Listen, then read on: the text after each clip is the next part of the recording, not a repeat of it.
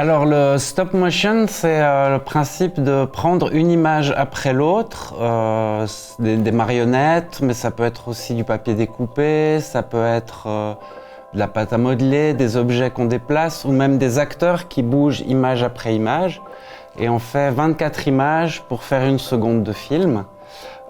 Ici, vous avez une marionnette de Ma vie de courgette. Donc, vous pouvez voir, on a un petit fil d'aluminium à l'intérieur. Alors, c'est des marionnettes que vous n'aurez pas la possibilité de faire parce que c'est presque un mois de travail pour la fabriquer.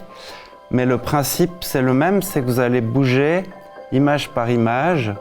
Et au bout de 24 images, ça fera une seconde de film.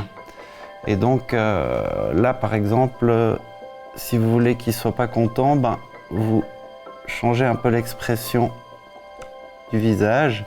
Vous pouvez faire ça en papier découpé, enfin il y a plein de techniques, il y aura d'autres modules pour vous expliquer ça, mais c'est le principe du stop motion. Je vous conseille de faire une histoire simple avec peu de personnages parce que ça va prendre beaucoup de temps par exemple là sur Ma vie de courgette, j'ai un personnage principal qui est Courgette là, que vous voyez là, et puis Simon, le personnage secondaire. Ce qui est important dans les personnages, c'est qu'on les reconnaisse très facilement. Donc même s'ils ont une grosse tête, des grands yeux tous les deux, vous voyez qu'il y a deux couleurs. Courgette est plutôt bleu, vert, des couleurs froides. Et puis Simon, lui, il est plutôt dans les rouges, oranges, des couleurs chaudes. Et ça leur donne une opposition. Et comme ils vont... C'est une histoire d'amitié, mais aussi de moments où ils sont pas d'accord entre eux, ça leur donne deux caractères très très différents, tout en étant dans le même univers avec ces grosses têtes et des proportions de corps. Voilà. Et il faut rester assez simple aussi, vous voyez, là même si le personnage il est déjà très élaboré, c'est vraiment une bouche, les yeux et les sourcils qui vont faire toute l'expression du personnage.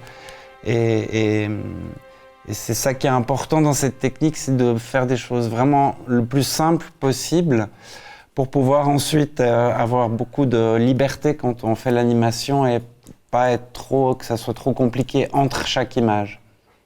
Par exemple là, on a mis une petite tête de mort, une petite capuche, donc ça montre que Simon est peut-être quelqu'un d'un peu plus punk, un peu plus révolté.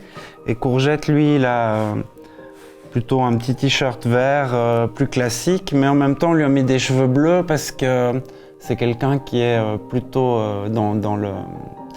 qui réfléchit un peu, qui rêvasse, et du coup, c'est la couleur du ciel, donc c'est pour ça qu'on a choisi ses cheveux bleus.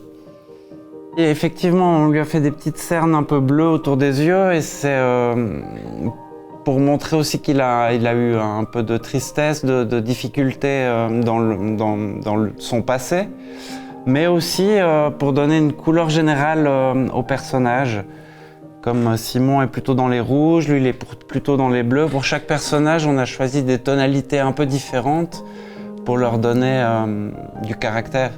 En anglais, on parle de caractère pour les personnages et je trouve que c'est assez juste. Il faut que chaque personnage ait une personnalité visuelle qui traduit aussi ce qu'il est à l'intérieur.